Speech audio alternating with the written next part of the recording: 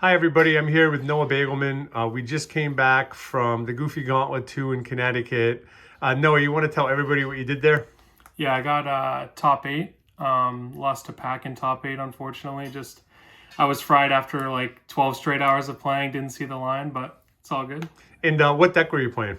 I was playing Virtual World with the Punk cards, and I was like one of the only people playing 40 cards, one of the only reasonable people there, so thought I'd show off the list. Cool. Do you want to show the list to the people and kind of explain to the people the card choices that you made? Yeah. Okay. Let's go. So Virtual World cards, it starts with 3 City, 3 Qinglong, and 2 Chooch. So I know a lot of people cut this to 2, which makes like no sense to me because the best way to play through hand traps is by discarding this one off of the Punk Foxy Tune as part of its effect, or having your initial play get negated and having the Qinglong plus one of your hand effects like Lili or Lulu to keep extending. So definitely play 3 of this. And the deck needs more ways to beat DPE going second, because even if you hand trap them, they're still going to usually end on DPE. So this is like a way of forcing your play to go through because it puts them in an awkward situation. And then I play 2 Chooch, no Xuanwu. That card's just like really bad. And you kind of have to make your deck as efficient as possible this format in order to win. Basically, every card has to be something that you absolutely need for every combo, or it has to stop the opponent from playing. So no Xuanwu. Makes a lot of sense. So those 8. Then for the Virtual World names, the best one, Lulu. Then the 3 GG as well. So I'll just kind of lay these all out. So it's 3 GG, 3 Lili, 2 Lao Laos, and then the 1 Nian. So a lot of people as well, I've just been like watching a lot of deck profiles trying to perfect this deck, and they like cut these ratios a lot. But part of the reason why Virtual World is strong as a deck is that it's like pretty uninteractive, meaning they have to have like hard negates for your hand effects. Otherwise, you're going to be able to push through the cards like Valor, Imperm, Ogre, right? That you kind of make those cards not as good. And Bell only hits like some of these cards. Mm-hmm. So I wanted to play as many of the hand effects as possible to give me the option to go for like diverse lines of play. If I suspected they had certain hand traps, I could go for, Needle Fiber versus just going for a more like pure Virtual World line of play. And going second, these cards let you make, Zeus, Synchros, Exceeds that help you clear the board. Whereas like the other cards don't work as well. Provided you don't get Scythed, of course. And then you just play 1 Nian. You don't even like need this card most of the time. It's just nice. There's a card in my extra deck that I play that requires the second level 3 wind. So it comes up for that. And then it's a non-tuner you can access off teleport if you need more non-tuners. So that's it for like this lineup. Those are the Virtual World. The Virtual World cards in the Virtual World deck, yeah. Novelty. Yeah. So then these Punk Engine, I beforehand was playing because I played this deck at a tournament for Starlight Ecclesias at Endangered Hobbies in Natick, Mass. And I was playing the Spider, the other level 3 guy, instead of this Ogre Dance. But I saw profile from the dudes in Texas, Aaron McInnes, and he was talking about playing this because essentially the better sequence is to use Xiamen, pay 600, add the Ogre Dance, and then this is if you start with the teleport. Then you can discard the Ogre Dance, search the second Xiamen and normal it. That way you don't have to play like the Brick Spider. So essentially all 5 of these cards were combo if you drew them by themselves. So yeah, between these 5 and then the 3 teleports, you have like 8 ways of making fiber. And the fiber line just gets you like so much advantage. It puts up like 3 interruptions. It's kind of similar to like DDD, how this deck works, is that like you just make a board with a lot of interruptions and a lot of like good follow-up plays. And you have a decent amount of 1-card combos, but your best plays are using multiple cards that can then mitigate their hand traps. But you still want to have some ways of being able to play with 1 card. So so these 8. Cool package. Don't think you need more. Then best card in the game, Pot of Desires. I drew this card like 4 times all day. I wish I drew it more. Shout out to my round, I think 6 opponent. I drew it game 1 and game 2, so there was no game 3. Swift. And then call by. So this is kind of going into the non-engine cards. So call by and 3 tactics. I decided to main this even though I played 40 cards. So like this, in theory, could be another defensive card. But in a tournament like this, I just looking at the results, about like a third of decks play Scythe. And, you know, in theory, you should win half your die rolls. So that means only 1/6 of the time are you getting Scythed. And against every single deck that's not Scything you turn 1, this card is just like a blowout going first or second. So I just wanted to play it because there's so many good cards to draw in this deck. You can steal their monsters, make fiber. Like you can really get value out of all 3 effects in this deck. And then sometimes you can cheese people with Call by going second on like DPs or Scythes or Arclights or whatever. Shifter, yeah, exactly. So those are some going second, and then more going second cards is 3 Droll, 3 Ogre. So this is another reason I don't play the Adventurer package in this deck is you have to slim down on these like non-engine cards that help you go second.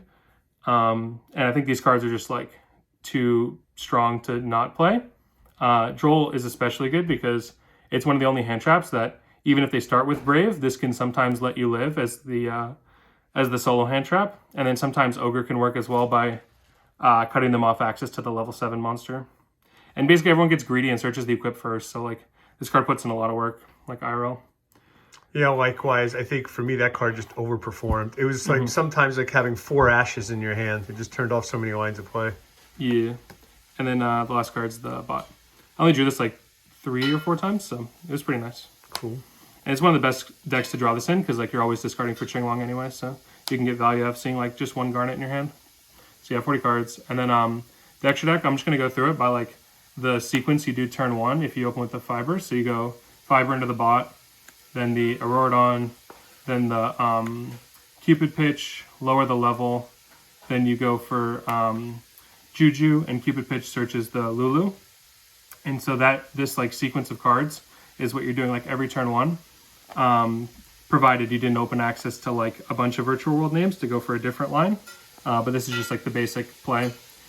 There's a lot of really cool plays you can do with this. Sometimes you like Juju your own Auroradon because you can then banish materials from grave and free up some zones on the field.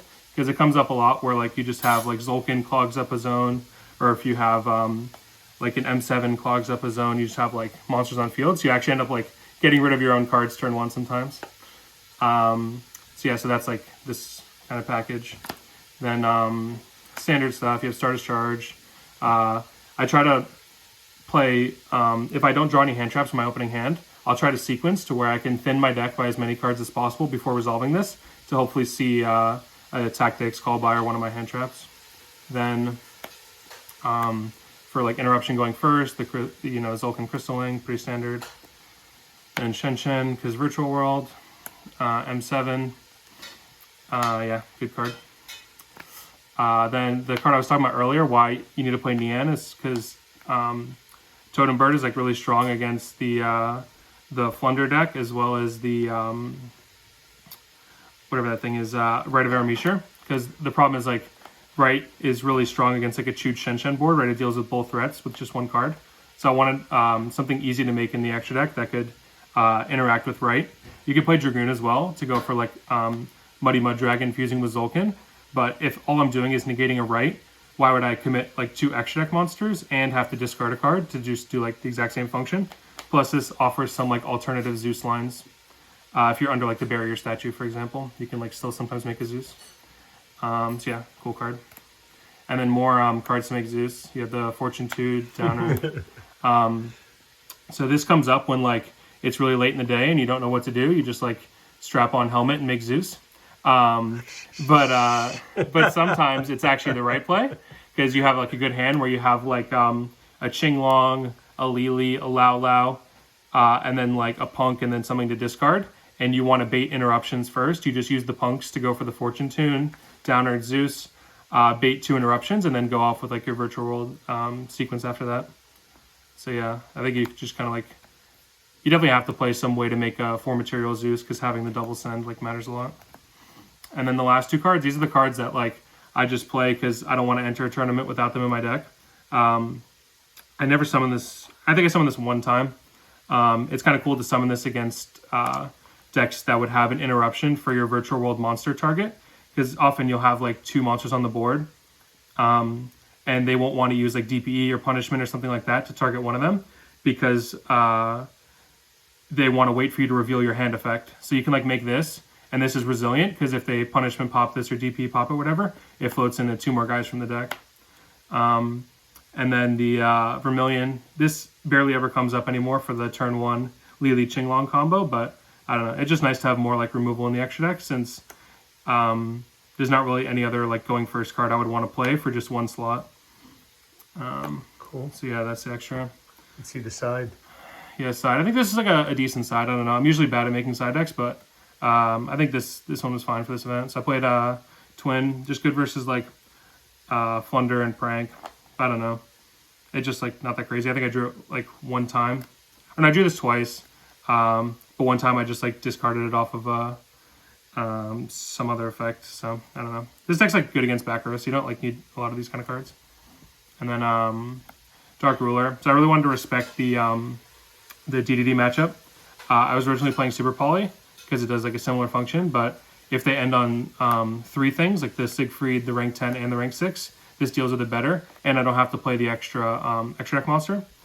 So yeah, I just figured this card's better since the card is like basically just for that matchup, or like some random rogue like Infernoble or whatever.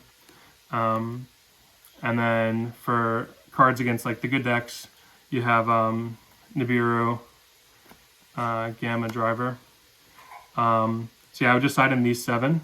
What I would take out, because I think people like, it may not be obvious what to side, but against decks where like they're side blocking you, like this card just doesn't do anything. So I would typically take out the tactics and the call by, because it's like you have to really sack for this to actually work. And then I would take out the Ogre Dance, 1 Foxy Tune, and 1 of the Lili, because it's level 6, so you can't even normal summon it to make like a Fortune Tune play. So these 7 would be replaced with these 7 when I was going in against the matchups that were basically like locking you out of the game turn 1. So I'd have a total of like 12 cards to help combat those, because you still want to be able to play even after you hand trap them. Makes sense. So yeah, those are good. And then just for going first, I sided in these 2. I have like 6 hand traps going first, so it's pretty easy to just take out like 2 Drolls to throw in these. And this just gives you more answers if they have like a Droplet to counter your board or like a Nibiru to counter you. You're basically always going to have this plus a Chooch setup, so you're pretty resilient against those types of cards. You can just grind it out, and then Virtual World should, always win grind game if you manage your resources well. So yeah, this is the deck. So a couple of questions. Do you think you'll play this deck again going forward, or is it TBD? I have no idea. I usually figure out the deck I'm going to play like a week before the tournament, so who knows? That's awesome. Any regrets about the card choices you made? No, I think this is like it's like a really good choice for this format. You just have to like, since the deck is way more fair than the rest of the meta, you have to like really not mess up because you're not making some like unfair auto win board lock them out. You have to play like multiple turns often. So yeah. And so a couple last questions. Any shout outs you want to give to any people you test with, or any people that banter with you? Yeah, the man behind the camera, of course, always driving me to events, Michael Beygelman, as well as our locals, Endangered Hobbies. And shout out to Drew and Louie for always hearing out my crazy ideas over Facebook Messenger. That's awesome. What's the next event we're going to see you at? I'll be at the regional in PA. I think it's in Oaks, PA, in March 26th. So, yeah. Cool. If you're there, come say hi. All right. Congrats again on your top 8 finish. Thank you.